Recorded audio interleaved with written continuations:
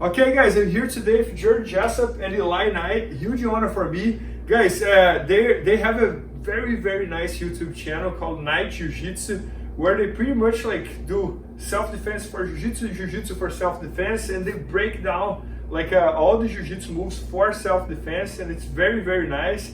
And today they just shot an entire instructional with us, all about Kimura for self-defense. So they will show us here how to use a Kimura on a street fight. So you're fighting against someone is attacking you, how can you find the Kimura from there? So I'm very excited to learn from them, and let's do it. So I feel like the Kimura can be a really powerful, it's a powerful tool just in grappling in general and any kind of context, but for a self-defense context, it really offers us a lot of versatility and a lot of options that appear.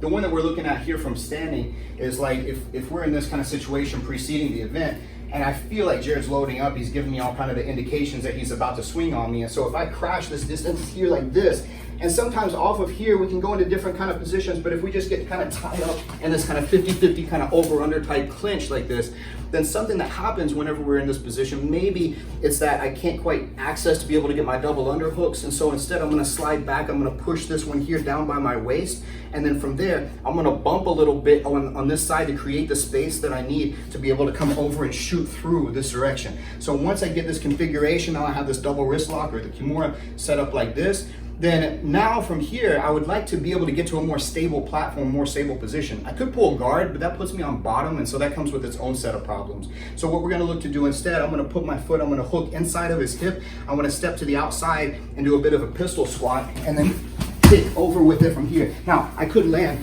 top side over here on this side, and I still should have the configuration in place to be able to finish. So I want to switch my hips out. I want to step up above his head here like this, so I have a good triangular platform to be able to finish this position here. Now, it's also kind of, I want to take in consideration, because of the context of this, that this arm over here could potentially do damage. So if I can staple with this shin while I'm doing this, that's one thing that I want to kind of focus on. And so now from here, I want to be able to pull this elbow up, keeping the wrist down. I'm kind of stabilized over him. I can finish that Kimura from there. And at the very least, he won't be punching me with that arm anymore. No, I love it. Oh, Eli, and a quick thing here. So imagine that many times you will be fighting against someone who doesn't even know any Jiu-Jitsu. Yeah. You can probably finish the Kimura from the standing too, right? Probably, yeah. I guess a person who understands Jiu-Jitsu would be harder, but against someone who is just like trying to attack and has never done any grappling before, you can probably go from there as well. Or what do you think? That's something really important, and we kind of touch on that several times during the instructional that we shot, that these are mostly for, you know, lesser skilled opponents. We don't plan on like, I don't plan on starting a street fight with anybody, and I don't expect that like Bernardo Faria is going to go around starting street fights either, you know. So it's like the likelihood of somebody coming and starting a fight with you, or you get into some kind of street fight situation, probably an unskilled person who's looking for trouble, so they're not going to have the most technical responses. Doesn't mean they're not dangerous, they can still be very dangerous, but their ability to kind of escape and counter different things, that's going to be minimal. I got it. You know? Yeah, so maybe one more time. Absolutely. So all right, so another thing we look at from here, so he comes in, I cover, we end into this 50-50. As I come down to make the grip, I do the bump and my arm comes all the way over. As I make this step, I can also step in right here and come up. And this helps me really isolate the arm. Now I can just kind of hop, I'm gonna have a seat right where he doesn't have base. That's gonna help me adjust this. I'm gonna sit down right here, and that's gonna allow me to kick him over. And as I kick him over, I don't want his arm to connect to his chest. So I'm gonna bring the elbow over and just sink it right here to the ground. Now, from here, and I may lose this grip in the process, so this is fine, it's still contained. As I come up, I need to distribute my weight, so this is the prying arm right here, so I can rip up right here. So I don't want to come here and try to lift right here, the weight's on the elbow, so it can't move.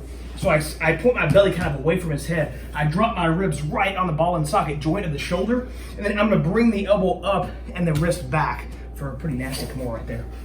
Man, that's awesome. And I love how you guys protect the punch. So what exactly you do from there, Jared? Just some kind of a high cover. So I mean, I want to make a good helmet. I don't want to try to necessarily like block here, so, because like that, depending on his velocity, a couple different things can happen. One, he can still get through too. He might make me punch myself, you know, or like even holding out here sometimes will kind of rock me. So I want to get to inside here like this and make this cover like that. So then I could go double unders possibly, but you know, sometimes things just happen and you wind up in this over under clinch, and that's where the opportunity comes from. There's a tendency to want to interact with the punch itself, to do this kind of interaction. I want the punch come right to my face, so I'm just going to let it come in, and I'm going to crash the distance. Yeah, he doesn't have any.